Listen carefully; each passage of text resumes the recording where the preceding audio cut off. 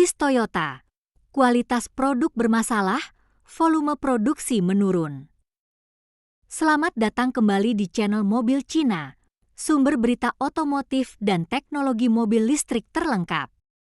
Kali ini, kami akan mengupas isu krisis keandalan yang sedang melanda Toyota serta tantangan dalam menjaga produksi global di tengah pergeseran industri ke kendaraan listrik. Reputasi Toyota sebagai produsen mobil andal terpukul setelah serangkaian recal besar dan kegagalan produk. Apakah ini merupakan perubahan permanen atau hanya fase sulit sementara? Penggantian mesin dan masalah produksi. Tahun 2024 menjadi tahun yang berat bagi Toyota. Serangkaian recal dilakukan terkait dengan berbagai masalah mulai dari komponen mesin hingga transmisi. Toyota terpaksa mengganti mesin pada lebih dari 100.000 unit Tundra dan Lexus LX karena masalah produksi yang menyebabkan mesin mogok. Selain itu, sekitar 380.000 unit Tacoma generasi sebelumnya harus direcal karena masalah pada as belakang. Di model baru, transmisi juga mengalami kegagalan yang memicu keluhan di kalangan pengguna. Di sisi lain, software kontrol traksi yang bermasalah pada Corolla Cross Hybrid menyebabkan kegagalan pada Power Brake Assist. Model GR86 dan GR Corolla juga menghadapi berbagai masalah, mulai dari mesin yang overheat hingga kebakaran misterius.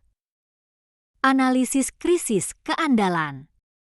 Krisis keandalan ini menimbulkan pertanyaan serius tentang kualitas produk Toyota.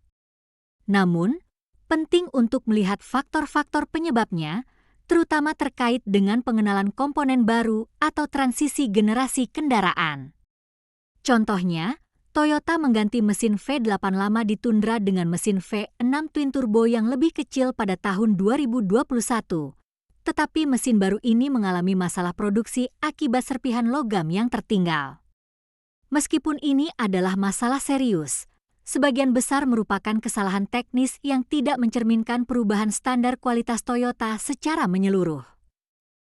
Kasus serupa terjadi pada Tacoma, yang sebelumnya menggunakan transmisi otomatis 5 percepatan selama lebih dari 30 tahun sebelum Toyota memperkenalkan transmisi 8 percepatan baru. Namun, laporan kegagalan transmisi muncul pada 6 bulan pertama produksi, meskipun belum ada recal resmi dari Toyota. Ini mengindikasikan tantangan produksi yang sering muncul ketika komponen baru diperkenalkan. Perpindahan produksi dan tantangan pabrik baru. Masalah pada as belakang Tacoma yang diproduksi pada 2022 dan 2023 juga berkaitan dengan transisi produksi dari San Antonio ke dua pabrik di Meksiko. Peningkatan produksi di pabrik baru ini tampaknya menimbulkan tantangan dalam hal kualitas, di mana masalah pada proses pengelasan mengakibatkan baut pada as belakang tidak terpasang dengan benar. Masalah mesin GR86. Sejak generasi pertama, model GR86 menghadapi kendala pada mesin akibat penggunaan gasket cair berlebih di panci oli. Hal ini dapat menghambat aliran oli dan menyebabkan kerusakan mesin.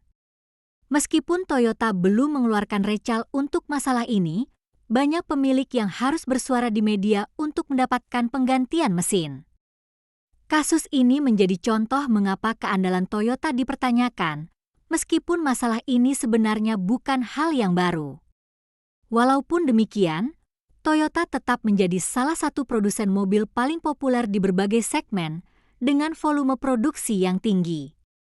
Meski menghadapi tahun penuh tantangan, tingkat recal Toyota masih lebih rendah dibandingkan banyak produsen lainnya, dan peringkat keandalan kendaraan bekasnya tetap tinggi.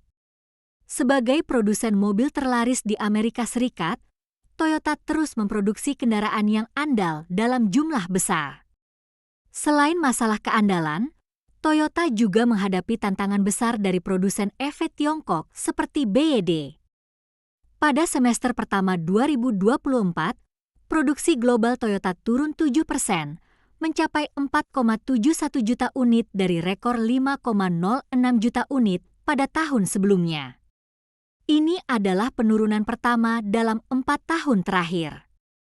Penyebabnya antara lain adalah penghentian produksi Yaris Cross dan Corolla Fielder di Jepang akibat masalah sertifikasi kendaraan.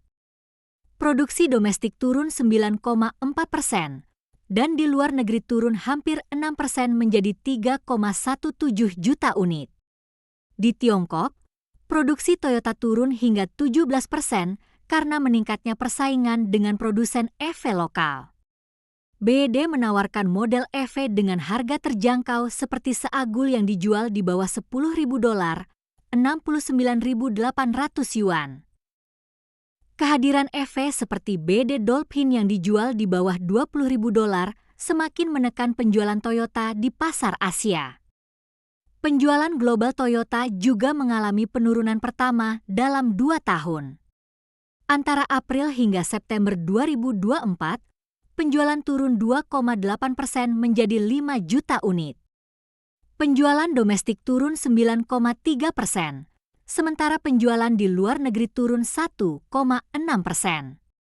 Meskipun penjualan EV Toyota meningkat 32,5%, Toyota mengurangi target produksi kendaraan listriknya sebesar 30% hingga 2026 dari target awal 1,5 juta unit menjadi sekitar 1 juta unit.